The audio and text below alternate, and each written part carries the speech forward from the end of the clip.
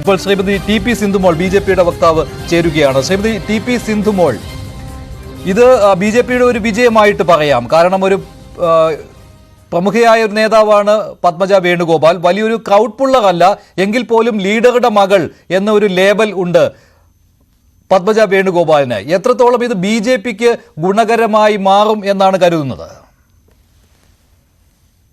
ബി.ജെ.പിയെ സംബന്ധിച്ച് വളരെ സന്തോഷകരമായ ഒരു ദിവസമാണ് ഇന്ന്.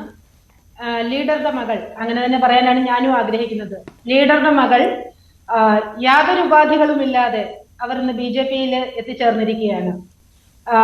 ഞാൻ ആദ്യം പറഞ്ഞതുപോലെ തന്നെ ബി.ജെ.പി പ്രവർത്തകരെല്ലാം വളരെ ആവേശത്തിലാണ്.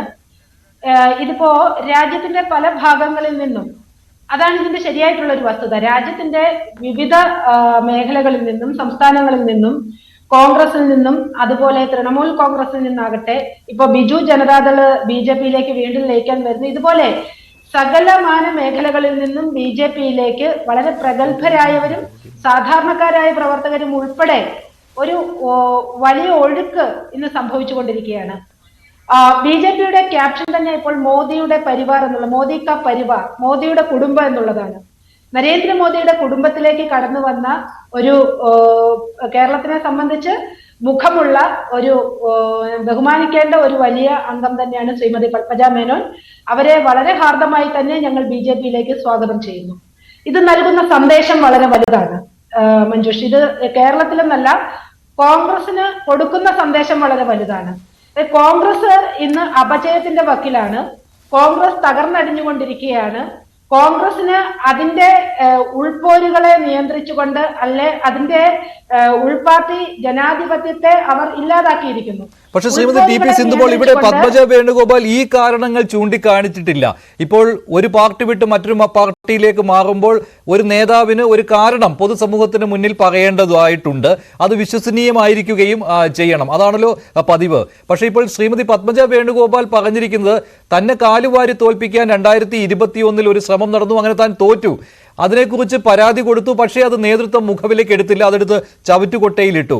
ഇതാണ് ഒരു കാരണമായിട്ട് പറയുന്നത്. പക്ഷേ പത്മജ വേണുഗോപാലിന് 2004 മുതൽ തുടർച്ചയായിട്ട് തെരഞ്ഞെടുപ്പുകളിൽ മത്സരിക്കുവാനുള്ള അവസരം നൽകിയതാണ് പാർട്ടി.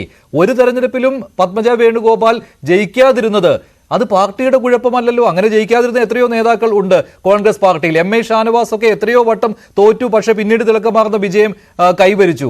എന്ന് വെച്ച് അദ്ദേഹം ഉടൻ തന്നെ പോവുകയായിരുന്നില്ലല്ലോ ഒരു പാർട്ടി വിട്ട് മറ്റൊരു പാർട്ടിയിലേക്ക്. ഇതിപ്പോൾ ഈ തെരഞ്ഞെടുപ്പ് തോൽവിയുടെ പേരിൽ അല്ലെങ്കിൽ തന്നെ അവഗണിക്കുന്നു എന്ന് പറഞ്ഞുകൊണ്ട് പോകുന്നു. പക്ഷേ അവഗണന നേരിട്ട ഒരു നേതാവല്ല ശ്രീമതി പത്മജ വേണുഗോപാൽ. അവർ പാർട്ടിയുടെ, ഇനിയിപ്പോൾ KPCC പ്രസിഡന്റ് സ്ഥാനം മാത്രമേ അവർക്ക് കിട്ടാതെയുള്ളൂ എന്ന് പാർട്ടി നേതാക്കൾ അവരെ കളിയാക്കിക്കൊണ്ട് പറയുന്നുണ്ട്. അല്ല, അവരുടെ മനോവേദന, അവരുടെ ധർമ്മസങ്കടം, അതാണ് അവർ തുറന്നു പറഞ്ഞത്. അതിനെ ഒട്ടും ചെറുതാക്കി കാണണ്ട മഞ്ജുഷ്. അവരനുഭവിച്ച, ഇതിന്റെ ഉള്ളിൽ നിന്ന് അനുഭവിച്ച മാനസിക പീഡനം, അതവരേറ്റവും പൊതിഞ്ഞു പറഞ്ഞു എന്ന് മാത്രമേ ഉള്ളൂ. അവര് ഇന്ന് അംഗത്വം സ്വീകരിച്ചതിന് ശേഷം പത്രക്കാർക്ക് മറുപടി പറയുമ്പോൾ ഒരു കാര്യം കൃത്യം പറയുന്നുണ്ട്. ആരാണ് എന്നെ തോൽപ്പിച്ചതെന്നുള്ള ആളുകളുടെ പേര് സഹിതം സമയമാകുമ്പോൾ ഞാൻ പറയാമെന്ന് പറയുന്നുണ്ട്. അവര് വളരെ ധാർമ്മികമായിട്ടുള്ള നിലപാട് എടുത്തിരിക്കുന്നത്. വളരെ ഒരു പ്രബുദ്ധ രാഷ്ട്രീയക്കാരി എന്ന് പറയാം. അല്ലാതെ രാഹുൽ മാങ്കൂട്ടത്തിനെ പോലെയൊക്കെ എന്തും വായിൽ വരുന്നത് വിളിച്ചു പറയുന്ന ഒരു രീതിയൊന്നും കണ്ടില്ല. എത്ര പക്വമായിട്ടാണ് അവരുടെ സഹോദരൻ മുരളീധരൻ അവരെ അധിക്ഷേപിച്ചപ്പോൾ പോലും അതിന് തിരിച്ചു മറുപടി പോലും അവരെത്ര പക്വമായിട്ടാണ് പറയുന്നത്. അതാണ് ഒരു വ്യക്തിത്വം എന്ന് പറയുന്നത്. അവര് ഈ കിട്ടിയ അവസരത്തിൽ കോൺഗ്രസിനെ ആഞ്ഞടിച്ച് നിലംപരിശാക്കാനോ അല്ലെങ്കിൽ നേതാക്കന്മാരുടെ പേരെടുത്ത് പറഞ്ഞുകൊണ്ട് അവരെ ഇകഴ്ത്താനോ ഒന്നും ശ്രമിച്ചില്ല എന്നുള്ളത് തന്നെയാണ് അവരുടെ മൂല്യമായിട്ട് കാണേണ്ടത്.